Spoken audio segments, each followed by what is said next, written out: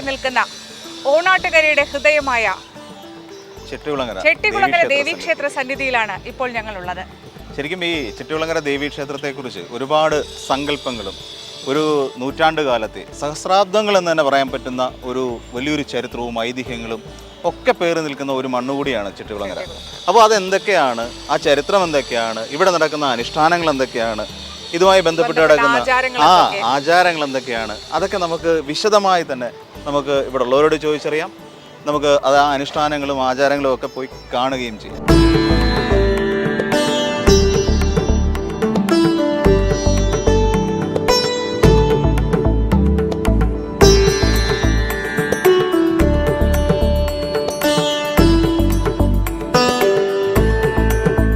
അതെ, എത്ര വർണ്ണിച്ചാലും മതിയാകാത്ത മഹത്വമുള്ള ക്ഷേത്രമാണ് ചെട്ടികുളങ്ങര ദേവീക്ഷേത്രം.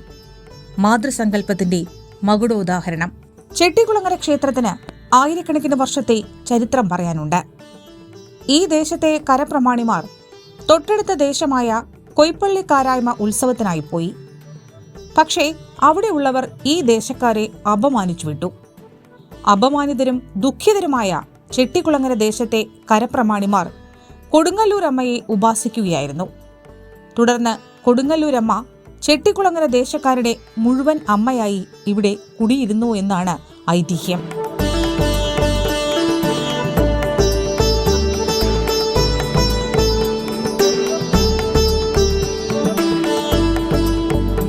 ഇവിടുത്തെ കെട്ടുകാഴ്ചയിൽ നിന്ന് തുടങ്ങാം. 13 കരകളിൽ നിന്ന് അമ്മയുടെ കാഴ്ചക്കണ്ടത്തിലേക്ക് ആനയിക്കപ്പെടുന്ന കെട്ടുകാഴ്ചകൾ ലോകത്തൊരിടത്തും കാണാൻ കഴിയാത്ത അത്ഭുതം തന്നെയാണ്. ഓരോ വർഷം തോറും ഓരോ കരക്കാരും അമ്മയ്ക്കുള്ള കാഴ്ചകൾ മികച്ചതാക്കാൻ മത്സരിച്ചുകൊണ്ടിരിക്കുന്നു. ഇപ്പം ഞങ്ങളുടെ ഇതേവിടക്കെ കുതിര സംബന്ധിച്ചോളും ഞങ്ങളിപ്പോൾ ഈ കുതിരയെല്ലാം പുതിയത് പണിയുമോ, പുതിയ വെച്ചാൽ പുതുക്കി നവീകരിക്കുക. പുതിയെന്ന് വെച്ചാൽ നവീകരണം, അത് കുറച്ച് നവീകരിച്ച് എല്ലാം വൃത്തിയാക്കി എല്ലാം തൂക്ക് സഹിതം മാറി എല്ലാം വൃത്തിയാക്കി കൊണ്ടുപോകാനുള്ള ഒരു സംവിധാനമാണ് ഞങ്ങളിപ്പോൾ ഉദ്ദേശിക്കുന്നത്. ശിവരാത്രി നാൾ തൊട്ട് 8ാമത്തെ ദിവസമാണ് കുംഭഭരണി. അപ്പോൾ 7-ാം തീയതി നമ്മൾ വെള്ളിയാഴ്ച വൈകിട്ട് മിക്കവാറും ഇത് തീർത്ത് വെക്കും. കുംഭഭരണി നാളിൽ ശനിയാഴ്ച നമ്മളൊരു 2:30 ആകുമ്പോഴത്തെ 3 മണിയാകുമ്പോഴത്തെ ഇവിടുന്ന് നമ്മൾ പിടിക്കും. ചെട്ടികുളങ്ങര കുംഭഭരണി എന്ന് പറഞ്ഞാൽ ലോകത്തിലെ തന്നെ ഏറ്റവും വലിയ ഒരു അംഗീകാരം കിട്ടിയ ഒരു ഉത്സവമാണ് ചെട്ടികുളങ്ങരയെ സംബന്ധിച്ചോളം. ചെട്ടികുളങ്ങര ഈ ഭരണയെ സംബന്ധിച്ചോളം ഏറ്റവും വലിയ കെട്ടുകാഴ്ച ഇതുപോലെ വേറെ എങ്ങും ഇല്ലല്ലോ. എല്ലാവരും ഒത്തൊരുമയായിട്ട് ഒരുപോലെ, അന്ന് ആർക്കും രാഷ്ട്രീയ വൈരാഗ്യമോ അല്ലെങ്കിൽ മതപരമായിട്ടോ അങ്ങനെ ഒന്നുമില്ലാതെ എല്ലാവരും സംഘടിപ്പിച്ചിട്ട് എല്ലാവരും ഒത്തുചേർന്നുകൊണ്ടുള്ള ഒരു ഇതാണിത്.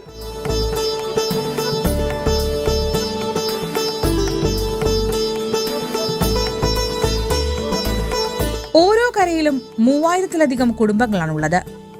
അവരിൽ ഒരാൾ പോലും ഓണാട്ടുകരയുടെ ഓണമായ കുംഭഭരണി ആഘോഷങ്ങളിൽ നിന്ന് മാറി നിൽക്കാറില്ല. അതുകൊണ്ട് തന്നെ ഒരു വലിയ ജനപങ്കാളിത്തം ഈ ഉത്സവത്തെ മഹനീയമാക്കുന്നു.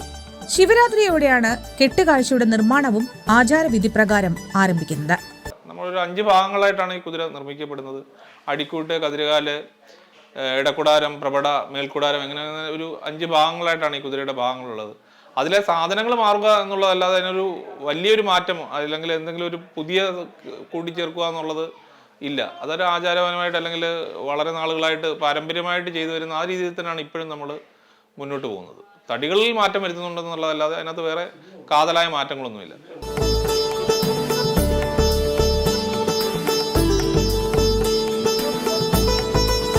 ഇത് ശില്പി വേണുഗോപാൽ ആചാരി. അമ്മയുടെ അങ്കണത്തിൽ ഒരുങ്ങുന്ന ഒരു തേരിന്റെ മുഖ്യ ശില്പിയാണ് ഇദ്ദേഹം. തേരിനും കുതിരയ്ക്കുമായി തിരഞ്ഞെടുക്കുന്ന മരത്തിൽ പോലും ശ്രദ്ധ പുലർത്തേണ്ടതുണ്ട്. ഓരോ മരത്തിന്റെയും സവിശേഷതകൾ അനുസരിച്ചാണ് അതിന് വിദഗ്ധമായി അമ്മയുടെ കാഴ്ചയ്ക്കുള്ള കലാരൂപം ഒരുക്കിയെടുക്കുന്നത്. ഓരോ കെട്ടുകാഴ്ചയ്ക്കും പിന്നിലെ തച്ചുശാസ്ത്രത്തെക്കുറിച്ച് പറയുന്നത് ഇങ്ങനെയാണ്. ഇതിപ്പം നമ്മൾ ചെട്ടികുളങ്ങര ക്ഷേത്രത്തിനെ സംബന്ധിച്ച് പറയുമ്പോൾ ഈ നമ്മുടെ കെട്ടുകാഴ്ച നിർമ്മാണം എന്ന് പറഞ്ഞാൽ പഴയ ബുദ്ധ മതവുമായിട്ട് ബന്ധപ്പെട്ട് ഒരു ഭാഗമായിട്ട് പറയുന്നുണ്ട്. എങ്കിലും നമ്മുടെ വാസ്തു ശില്പ നിർമ്മാണ പ്രക്രിയ അനുസരിച്ച് നമ്മുടെ ക്ഷേത്രമായിട്ട് ബന്ധപ്പെട്ട് തന്നെയാണ് ഈ തേരിൻ്റെ ഒരു നിർമ്മാണ രീതി. അത് ഈ മാളിക ക്ഷേത്രം എന്ന് പറയുന്ന ഒരു സമ്പ്രദായമുണ്ട്. സമ്പ്രദായമല്ല, ഒരു കൺസെപ്റ്റ് ഉണ്ട്. അതിനനുസരിച്ചാണ് നമ്മൾ ഈ ക്ഷേത്രത്തിൻ്റെ ഈ ശ്രീകോവിലിൻ്റെ നിർമ്മാണമായിട്ട് വരുന്നത്. മാളിക ക്ഷേത്രം എന്ന് പറയുമ്പോൾ 2-3 നിലകളായിട്ട് ഉള്ള, ഈ വടക്കുംനാഥ ക്ഷേത്രത്തിലൊക്കെ 2-3 നിലകളായിട്ടുള്ള ഭാഗങ്ങളാണ് ചെയ്തിരിക്കുന്നത്. അത് പഴയ കാലത്തുള്ള. അപ്പോൾ ആ ഒരു കാര്യങ്ങളും നമ്മുടെ ഈ കേരളീയ വാസ്തുശാസ്ത്ര നിർമ്മാണ മാതിരിയും പൗരാണികമായിട്ട് നമ്മൾ ആ ഒരു സമ്പ്രദായത്തിലാണ് ഇത് പണി കഴിപ്പിച്ചിട്ടുള്ളത്. അപ്പോൾ ഇതിൻ്റെ രീതി എന്ന് പറയുമ്പം ക്ഷേത്രത്തിൻ്റെ നിർമ്മാണ കഴുകോലും വളകൾ എല്ലാം അതേപോലെ തന്നെ നമ്മളിതിൽ ചെയ്തിരിക്കുന്നത്. അപ്പോൾ ഈ തേര് പണിയും കുതിര കെട്ടുമെന്നാണ് പറയുന്നത്. അപ്പോൾ അതിൻ്റെ ഒരു വ്യത്യാസം എന്ന് പറയുന്നത് തേര് പണിയും കുതിര കെട്ടും. അപ്പോൾ ഇതിന് പണികൾ കൂടുതൽ തേരല്ല. എന്നാൽ ചോദിക്കും മറ്റേത് ഒരുപാടുള്ള കാര്യങ്ങളൊക്കെ ഇല്ലയോ. അപ്പോൾ അതിനനുസരിച്ചാണെങ്കിലും ഇതിൻ്റെ കണക്കുകൾ കൃത്യമാണ്. അതാണ് ഇതിനകത്തിലൊരു വ്യത്യാസം. കുതിരയും തേരും തമ്മിലുള്ള അതെ. വാസ്തുശാസ്ത്രപരമായിട്ടുള്ള എല്ലാ കണക്കുകളും ഇതിനകത്തിൽ ഇതിൻ്റെ ഓരോ ഭാഗം എന്ന് പറഞ്ഞാൽ ഓരോ തട്ടുകളെന്നാണ് പറയുന്നത്. അപ്പോൾ ആ തട്ടുകൾക്കൊക്കെ കൃത്യമായ കണക്കുകളാണ് അതിനകത്ത് ഉപയോഗിച്ചിരിക്കുന്നത്. കുതിരയ്ക്ക് അത്രയും ഒരു വ്യത്യാസം വരുന്നില്ല. അപ്പോൾ ഇതിൻ്റെയെന്ന് പറഞ്ഞാൽ അത് നമ്മളെ പണ്ട് പറയത്തില്ല, ആരൂഢം എന്ന് പറയുന്ന ഒരു വലിയ ഒരു കാര്യം ഇതിനകത്ത് വന്നിട്ടുണ്ട്. അപ്പോൾ അതിന് ഭയങ്കരമായിട്ട് ശക്തിയും പവറും ഉണ്ടാകുമെന്നാണ് പറയുന്നത്. അപ്പോൾ സഞ്ചരിക്കുന്ന ഒരു ശ്രീകോവിലാണ് ഈ തേരെന്ന് പറയുന്നത്. അപ്പം ദേവി ഇതേ കയറി എല്ലാം കാണും കേൾക്കും എന്നാണ് നമ്മുടെ സങ്കല്പം. നമ്മളത് എല്ലാ രീതിയിലും നമ്മുടെ കുടുംബപരമായിട്ട് പാരമ്പര്യമായിട്ടാണ് ഇപ്പം ഞങ്ങളിത് ചെയ്തുകൊണ്ടിരിക്കുന്നത്. ഞാനിപ്പോൾ അതിൻ്റെ ഞാനും എൻ്റെ മോനും കൂടെ അതിൻ്റെ അത് ചെയ്തിരിക്കും. അപ്പോൾ മോനിപ്പോൾ കുത്തിയോട്ടത്തിനൊക്കെ പോയിക്കൊന്നുകൊണ്ട് അവനിപ്പോൾ കാണത്തില്ല. രാവിലെ മുതൽ ഉണ്ടായിരുന്നു ഇവിടെ. അപ്പോൾ അങ്ങനെ ഒരു കാര്യമുണ്ട്. എൻ്റെ പേര് വേണുഗോപാൽ, വേണുവാചാരി, ആശാരിപ്പറമ്പിൽ, ആഞ്ഞിലിപ്പുറം. അതുപോലെ തന്നെ ഇതിന് നമ്മൾ ഉപയോഗിക്കുന്ന ഈ തേരിൻ്റെ നിർമ്മാണത്തിനായി ഉപയോഗിക്കുന്ന തടികൾ ഏതൊക്കെ മരത്തിൻ്റെതാണ്? ഇത് കൂടുതലായിട്ട് ഉപയോഗിക്കുന്ന പറഞ്ഞാൽ ആഞ്ഞിലി മരമാണ്. ആഞ്ഞിലി ആകുമ്പോൾ ഒരു ദേവവൃക്ഷത്തിനല്ല, ഇതിനകത്ത് ഒരു മയമുള്ള ഒരു തടി എന്നാണ് പറയുന്നത്. അപ്പോൾ അത് നമുക്ക് ഇതെന്ന് പറഞ്ഞാൽ ചാഞ്ഞും ചരിഞ്ഞും ഓടുന്ന ഒരു രഥമാണ്. അപ്പോൾ പോയാലും വന്നാലും ഇത് തിരിച്ച് അവിടെ തന്നെ വരും. അങ്ങനെ ഒരു സമ്പ്രദായത്തിൽ ഇതിനെ എല്ലാം സ്ട്രോങ് ആയിട്ട് കെട്ടി ഉറപ്പിക്കുകയാണെങ്കിൽ തന്നെ ഇതിനൊരു ചാഞ്ചാട്ടം വരുമ്പോൾ അതിൻ്റെ അപകടങ്ങൾ ഒഴിവാകും. അപ്പം നിർമ്മാണ രീതികൾക്ക് ഒരുപാട് കള്ളക്കളി പണ്ട് പറയത്തില്ല, പണിയിൽ ഒരു കള്ളക്കളി എന്ന് പറയുന്നത് ഒരുപാട് സംഭവങ്ങൾ ഇതിനകത്ത് നമ്മൾ പണ്ട് വരാതെ ചെയ്തിട്ടുണ്ട്. അപ്പോൾ അതുപോലെ തന്നെ കമുക്, തെങ്ങ് കൂടുതൽ ഉപയോഗിക്കാറുള്ളത്. പിന്നെ ഈ ചക്രത്തിന് ചാടിനെന്ന് പറയുമ്പോൾ നമ്മൾ കൂടുതൽ കാട്ടുതടിയാണ് കട്ടിയുള്ള തടികൾ ഉപയോഗിക്കുന്നത്. വെയിറ്റ് നമ്മുടെ ബാലൻസ്, ചക്രത്തിൻ്റെ വലിപ്പം ഇതിൻ്റെ ബാലൻസ് നിലനിർത്താൻ വേണ്ടിയാണ് ഇത് കട്ടിയുള്ള തടികൾ ഉപയോഗിക്കുന്നത്. അത് കൂടുതലും പൂവണ്ണം എന്ന് പറയുന്ന സാധനമാണ്, അത് കാട്ടുതടിയാണ്. പിന്നെ ഇതിൻ്റെ നിർമ്മാണത്തിൻ്റെ എന്ന് പറഞ്ഞാൽ ഒരുപാട് ലക്ഷക്കണക്കിന് രൂപയാണ് ഇതിന് ചിലവ് വരുന്നത്. ഒരു പുനരുദ്ധാരണം നടത്തുമ്പം നമ്മൾ വിചാരിക്കുന്നതിനെ കൂടുന്നത് ഭയങ്കരമായ ചിലവായി. ഇത്രയും വലിയ കടി കൊണ്ടുവന്ന് എടുത്ത് പണിതൊക്കെ വരുമ്പോഴത്തേക്ക് നമ്മൾ പറയാൻ പറ്റില്ല. ലക്ഷക്കണക്കിന് രൂപയുടെ ഒരു നിർമ്മാണ പ്രവർത്തനമാണ്. ഇത് ശിവരാത്രിക്ക് മുമ്പേ പണി കഴിപ്പിച്ച് വെച്ചതിന് ശേഷം ശിവരാത്രിക്ക് നമ്മൾ പുനരാരംഭിക്കുമായത്. അപ്പോൾ ഇതെല്ലാം ചെയ്ത് ദേവിയുടെ തൃപ്പാദത്തിൽ സമർപ്പിക്കുക എന്ന് പറഞ്ഞാൽ നമ്മൾ ഒന്നും പറയാൻ പറ്റത്തില്ല, ഒരു ജന്മപുണ്യ സമർപ്പണം അത്. അതിനകത്തൊരു ഭാഗമായി കഴിഞ്ഞതിൽ ഇനിയൊരു ജന്മം ഉണ്ടെങ്കിൽ വീണ്ടും ഇതിന് ചെയ്യണം, ആ കുടുംബത്തിൽ തന്നെ ജനിക്കണം, ഇത് തന്നെ പണിയണം എന്നൊരാഗ്രഹത്തിലാണ് ഞങ്ങൾ ജീവിക്കുന്ന ഓരോരുത്തരും. ഇതിൽ മഹാഭാരത കഥകളുമൊക്കെ ഇതിനകത്ത് കുതിര പണിയുന്നതിനകത്ത് കുതിരയുടെ ഈ പ്രവടയിൽ ഈ അല്ലല്ല അതെല്ലാം തടിയെ കൊത്തിയെടുത്തിരിക്കുന്നത്. പെയിൻറ്റിങ് ചെയ്തിരിക്കുക. അത് രാമായണ കഥകളുണ്ട്, മഹാഭാരതമുണ്ട്, ദക്ഷയാഗം, മഹാഭാരതം, അങ്ങനെ ഒരുപാട് കഥകൾ കൂട്ടിച്ചേർത്താണ് അതിൻ്റെ പല ഭാഗം. ഇതിനകത്ത് വരുന്ന നമ്മുടെ മഹാവിഷ്ണു ചരിതം അതെല്ലാം വരുന്നുണ്ട്. പ്രഹ്ലാദിൻ്റെ ഭാഗം വരുന്നത് പ്രത്യേകം ഓരോ ഭാഗങ്ങളായിട്ട് നരസിംഹാവതാരം ഒക്കെ വരുന്നുണ്ട്. ഒത്തിരി കാര്യങ്ങളുണ്ട്. അത് കണ്ടു കേട്ടെങ്കിലേ നമുക്ക് പറയുന്നത്. ഈ ഒരു വിസ്മയം എന്ന് പറയുന്നത് നമ്മുടെ ജീവിതത്തിൽ ഒരിക്കലും നമുക്ക് മറക്കാൻ പറ്റത്തില്ല. കാര്യം ഇങ്ങനൊരു കാര്യത്തിൽ ഏർപ്പെടുകയും ഇങ്ങനെ കാര്യം ചെയ്യുന്നതിലും നമുക്ക് അതിയായ സന്തോഷവും ആ ഒരു സന്തോഷം ശരിക്കും പറഞ്ഞാൽ ഇപ്പം നേരെ ഒരുപാട് വൈകിയിട്ടുണ്ട്. ഈ നേരം ഇത്രയും വൈകിയ സമയത്ത് പോലും വേണുചേട്ടൻ വളരെ ഊർജ്ജസ്വലനായി ഈ തേരിൻ്റെ നിർമ്മാണ പ്രവർത്തനങ്ങളിൽ ഏർപ്പെട്ടിരിക്കുകയാണ്. ഇത്ര രാത്രിയായി നമ്മളിപ്പോൾ സാധാരണഗതിയിൽ ജോലിക്കൊക്കെ പോയുള്ള ഒരു വീട്ടിലേക്ക് എത്തി കുട്ടികളും ഒക്കെ ആയിട്ട് സഹകരിക്കേണ്ട ഒരു സമയമാണ്. തീർച്ചയായും. അപ്പം ഈ സമയത്ത് പോലും ഇത് ചെയ്യുന്നതിൻ്റെ നമുക്ക് ഇതിനകത്തിൽ ഓരോ അംഗങ്ങളും നമ്മൾ സർവാത്മന സമർപ്പണമായിട്ടായിരുന്നു. നമുക്ക് ഇവിടെ വന്നു കഴിഞ്ഞാൽ നമ്മൾ വേറൊരു ലോകത്താണ്. നമുക്കത് പറഞ്ഞെങ്കിലേ പറ്റത്തുള്ളൂ. കാര്യം നമ്മളൊരു വീട്ടിൽ ചെന്നാൽ തന്നെ നമുക്ക് ഈ ഒരു ചിന്തയിലാണ് ഉറക്കം. ഇത് എന്നെ സംബന്ധിച്ചാണെങ്കിൽ ഇതിനി അവിടെ കൊണ്ടുവന്ന് സമർപ്പിച്ച് കഴിയുന്നവരെ നമുക്ക് ദൈവികമായ ഒരു പ്രയാസങ്ങളും വിഷമങ്ങളും ഒക്കെ ഇതിന് സമർപ്പണം കഴിഞ്ഞെങ്കിൽ മാത്രമേ നമുക്കൊരു മനഃശാന്തി കിട്ടത്തുള്ളൂ. അതുവരെ നമ്മളൊരു ദേവശില്പി എന്നുള്ള അവസ്ഥയിൽ നിന്നിട്ട് പിന്നെ ഇതെല്ലാം കഴിയുമ്പോഴാണ് ഒരു മനുഷ്യനിലേക്കുള്ള ഒരു പടിയിറക്കം. അതെ നമുക്ക് ഒരുപാട് അനുഭവങ്ങളും ഉണ്ടായിട്ടുണ്ട്. ഒരുപാട് കാര്യങ്ങൾ അത് നമ്മൾ തമ്മിൽ പറയുന്ന പോലെ ചില കാര്യങ്ങൾ നമുക്ക് അനുഭവപ്പെടാറുണ്ട്. അങ്ങനെ ഒരുപാട് കാര്യങ്ങൾ ചെയ്തിട്ടുമുണ്ട്. അപ്പോൾ അതൊന്നും നമുക്കൊന്നും മറക്കാൻ പറ്റത്തില്ല. ലോകത്തിലെ തന്നെ ഏറ്റവും വലിയ കെട്ടുത്സവ കാഴ്ചയാണ് ചെട്ടിക്കുളങ്ങരയിലേത്. യുനെസ്കോയുടെ പൈതൃക പട്ടികയിൽ പോലും ഇടം പിടിച്ചിരിക്കുകയാണ് ഇവിടുത്തെ കെട്ടുത്സവ കാഴ്ചകൾ.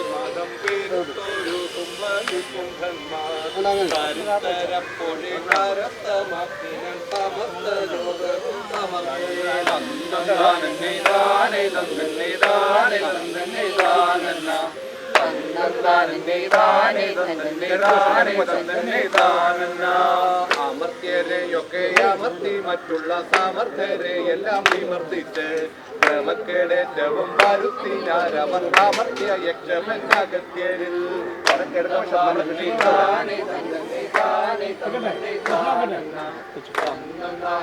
മക്കളിൽ ഒരാൾ പോലും വിശന്നിരിക്കാൻ ആഗ്രഹിക്കാത്ത മാതൃഹൃദയത്തിന്റെ ആഗ്രഹമായിട്ടാണ് അമ്മയ്ക്ക് ഏറെ ഇഷ്ടപ്പെട്ട കഞ്ഞി വിഭവസമൃദ്ധമായി ഒരുക്കി നൽകുന്നത്.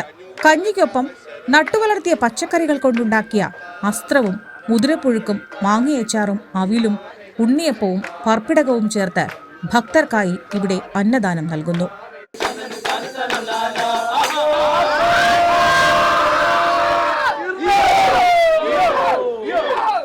ഈ കഞ്ഞി വിളമ്പുന്നതിനും ചില പ്രത്യേകതകളുണ്ട്. ഓലക്കാൽ വെച്ച് വളയമുണ്ടാക്കി അതിൽ വാഴയില വെച്ച് അതിലേക്കാണ് കഞ്ഞി ഒഴിച്ച് പ്ലാവില കൊണ്ടാണ് കഞ്ഞി കോരി കുടിക്കുന്നത്. ഭക്തർ ഉദ്ദിഷ്ട കാര്യസിദ്ധിക്കായിട്ടാണ് അമ്മയ്ക്കായി ഈ പ്രസാദമൂട്ട് വഴിപാടായി നടത്തുന്നത്.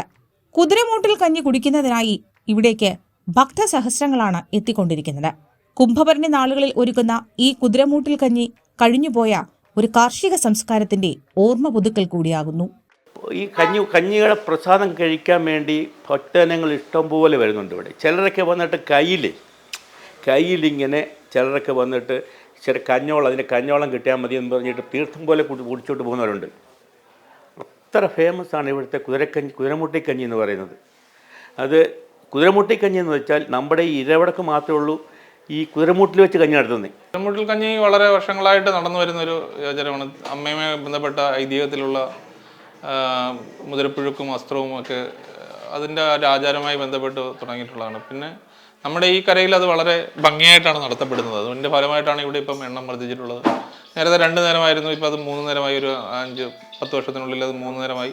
ഇപ്പം ഈ 3 നേരമായത് തന്നെ ഇപ്പം ഒരു 3-4 വർഷത്തേക്ക് ബുക്കിംഗ് ഉള്ള തരത്തിലേക്ക് ഇപ്പോൾ എത്തിയിട്ടുണ്ട്. അതിൽ നമ്മുടെ വിതരണവും അതിൻ്റെ സംഘടനയും ഒക്കെയാണ്. ഇപ്പോൾ ഇവിടെ വന്നു കഴിഞ്ഞാൽ മുഴുവൻ സാധനങ്ങളും പന്തൽ, പാത്രങ്ങൾ മുഴുവൻ, അടുക്കള, അതിന് വേണ്ട സഹായം, ഇതെല്ലാ സാമഗ്രികളും നമ്മുടെ കരയോഗത്തിൻ്റെ ഭാഗത്തിലുണ്ട്.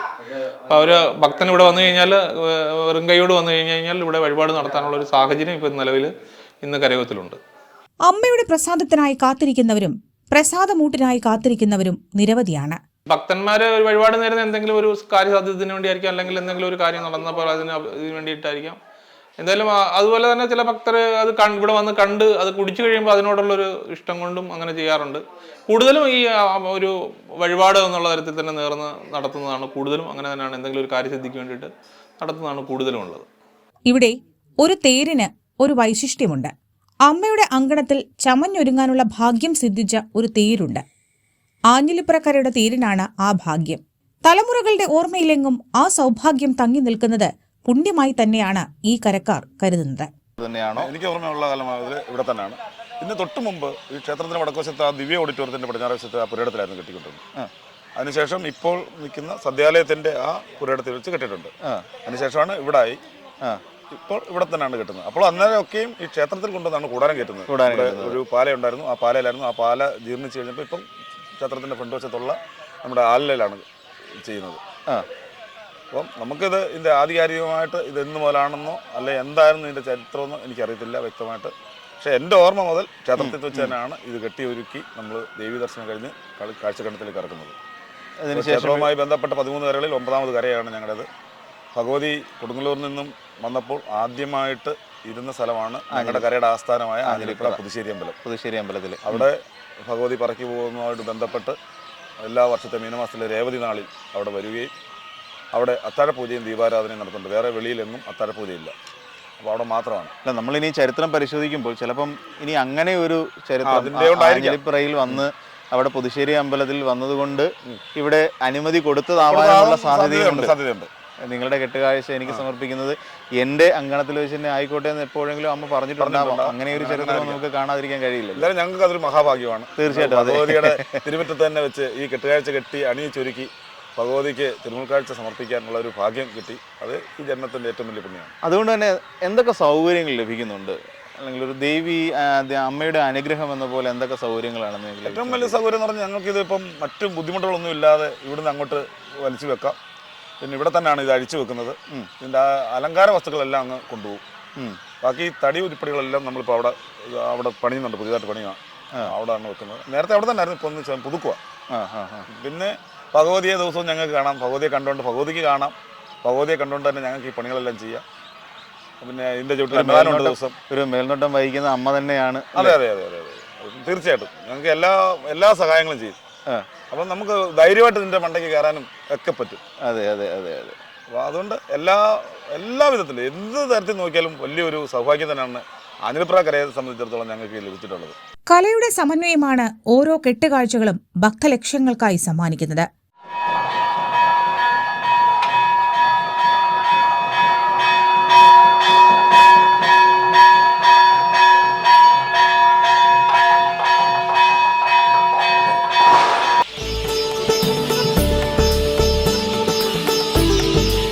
കുത്തിയോട്ടം ചെട്ടികുളങ്ങര അമ്മയ്ക്ക് ഏറ്റവും ഇഷ്ടപ്പെട്ട ഒരു വഴിപാട്.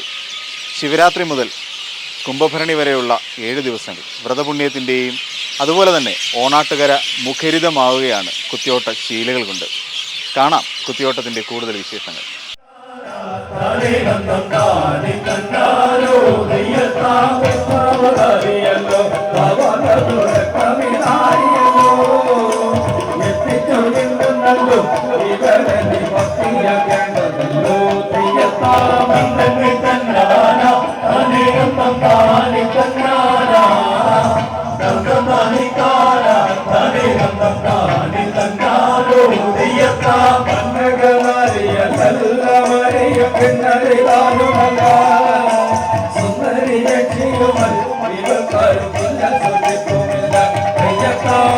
ചെട്ടികുളങ്ങര ഉത്സവത്തിന്റെ ഏറ്റവും പ്രധാന വഴിപാടാണ് കുത്തിയോട്ടം എന്നത്. കുത്തിയോട്ടം എന്ന അനുഷ്ഠാന കല അത് ശരിക്കും ഓരോ വ്യക്തികൾ വഴിപാടായി അമ്മയ്ക്ക് സമർപ്പിക്കുന്നതാണ് കുത്തിയോട്ടം. ഈ കുത്തിയോട്ടത്തിൻ്റെ ദിവസങ്ങളിൽ ശിവരാത്രി ദിവസം ശിവരാത്രി ദിവസത്തോടു കൂടിയാണ് വ്രതാനുഷ്ഠാനങ്ങളോടുകൂടി ചടങ്ങുകൾ ആരംഭിക്കുന്നു. അത് നമ്മുടെ കുംഭഭരണി ദിവസം ഇവിടെ നിന്ന് ഈ കുത്തിയോട്ടം അമ്പലത്തിലേക്ക് പോയി ദേവിക്ക് സമർപ്പിക്കുന്നു എന്നുള്ളതാണ് സങ്കല്പം. ഈ ദിവസങ്ങളിൽ അത്രയും ഇവിടെ കുത്തിയോട്ട ചുവടുകളും കുത്തിയോട്ട ശീലകളും ഒക്കെ ആയിരിക്കും ഈ ഓണാട്ടുകാരുടെ ഒരു പ്രധാന സവിശേഷതയായി നമുക്ക് കാണാൻ കഴിയുന്നത്. ചെട്ടികുളങ്ങര ഭാഗത്ത് നിരവധി കുത്തിയോട്ട സംഘങ്ങളും അതുപോലെ തന്നെ ഓരോ സംഘത്തിനും ഓരോ ആശ്രമങ്ങളുണ്ട്. അതോടൊപ്പം തന്നെ ഈ കുത്തിയോട്ടത്തിന് എല്ലാ ദിവസവും 24 മണിക്കൂറും ആഹാരം ലഭിക്കുന്നു എന്നുള്ളതാണ് ഇതിൻ്റെ ഒരു പ്രധാന സവിശേഷതയായി കാണുന്നത്. കലയുടെ സമന്വയമാണ് ഓരോ കെട്ടുകാഴ്ചകളും ഭക്തലക്ഷ്യങ്ങൾക്കായി സമ്മാനിക്കുന്നത്. എന്നാൽ സംഗീതത്തിനും സമർപ്പണത്തിനും പ്രാധാന്യമുള്ള ഉത്സവമായി കുംഭഭരണി മാറുന്നു. കുത്തിയോട്ട വഴിപാട് എന്ന അനുഷ്ഠാന കലയിലൂടെയാണ് അമ്മയുടെ സന്നിധി പൂർണ്ണമാകുന്നത്. ശിവരാത്രിയോടുകൂടിയാണ് കുത്തിയോട്ടങ്ങൾക്ക് തുടക്കമാകുന്നത്. കുത്തിയോട്ട ആശാന്മാരുടെ മേൽനോട്ടത്തിലാണ് കുത്തിയോട്ട വഴിപാടിന്റെ തുടർ ദിനങ്ങൾ ഭക്തിസാന്ദ്രമാകുന്നത്.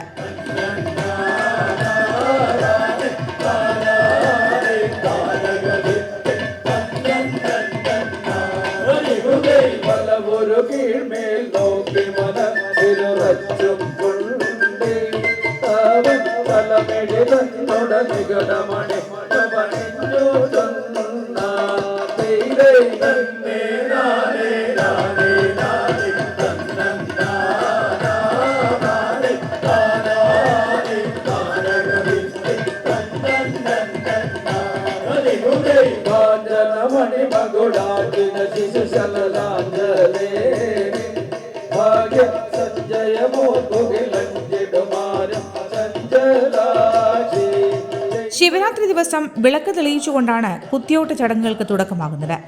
ശിവരാത്രി മുതൽ കുംഭഭരണി ദിവസം വരെ നീണ്ടു നിൽക്കുന്ന വഴിപാട് ഭരണി ദിനം അമ്മയ്ക്ക് സമർപ്പിക്കുന്നതോടെ പരിസമാപ്തിയിലെത്തും.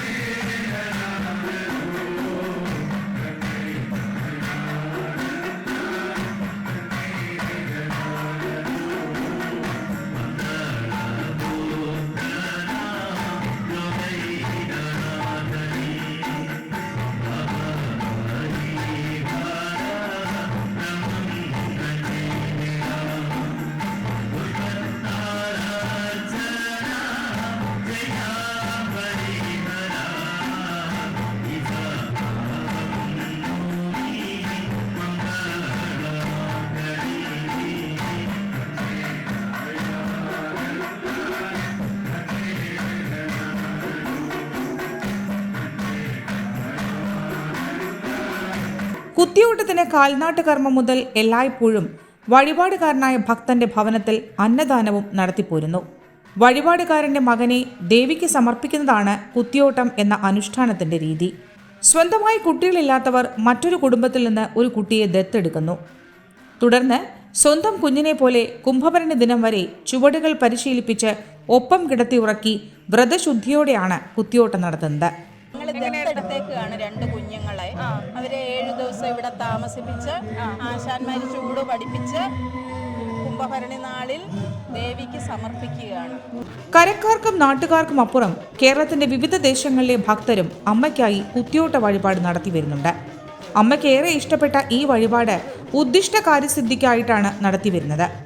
കുംഭഭരണി ദിവസം രാവിലെ മുതൽ തന്നെ ഓരോ കുത്തിയോട്ടങ്ങളും മുഹൂർത്തം അനുസരിച്ച് അമ്മയുടെ സന്നിധിയിലേക്ക് എത്തിക്കൊണ്ടിരിക്കും.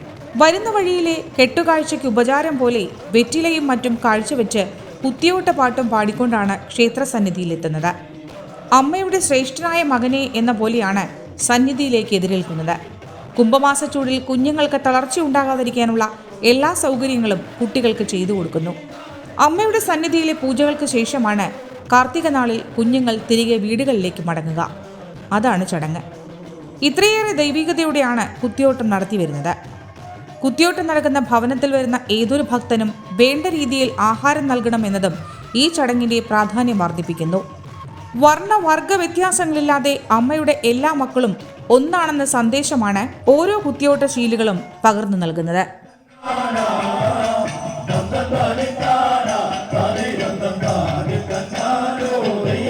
അങ്ങനെ നമ്മൾ നോക്കുകയാണെങ്കിൽ ഈ ചുറ്റുകുളങ്ങര അമ്മ സങ്കല്പം നമുക്ക് പകർന്നു തരുന്ന ഒരു വലിയ സന്ദേശമുണ്ട്.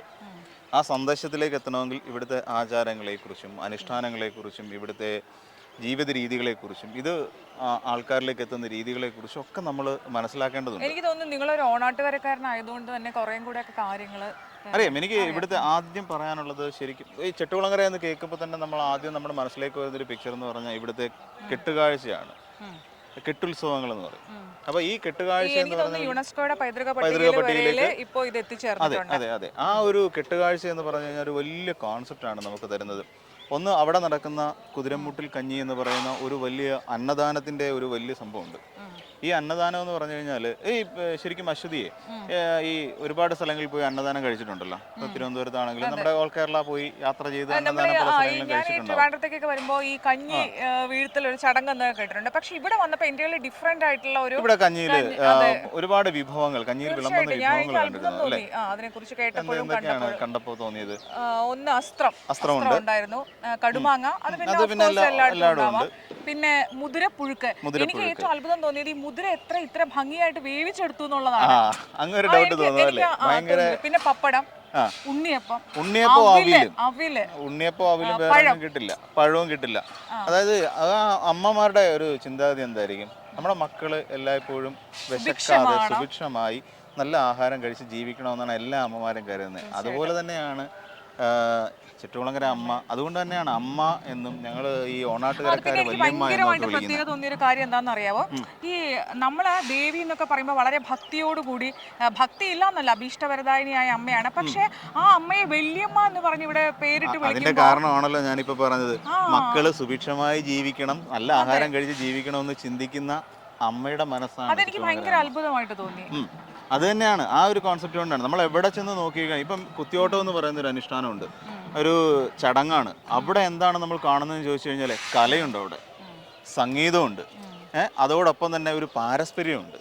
ഈ പാരസ്പര്യം ഒരു ഐക്യം അല്ലേ? ആ വീട്ടില് അത് കുത്തിയോട്ടം നടത്തുന്ന വീടുകളിലേക്ക് എല്ലാവരും അവിടെ ആവശ്യമുള്ള ഭക്ഷണ പദാർത്ഥങ്ങളൊക്കെ, അതായത് ഉണ്ടാക്കാനുള്ള സാധനങ്ങളൊക്കെ നാട്ടുകാർ തന്നെ എത്തിച്ചു കൊടുക്കുന്നു, അതിനകത്ത് പങ്കാളികളാകുന്നു.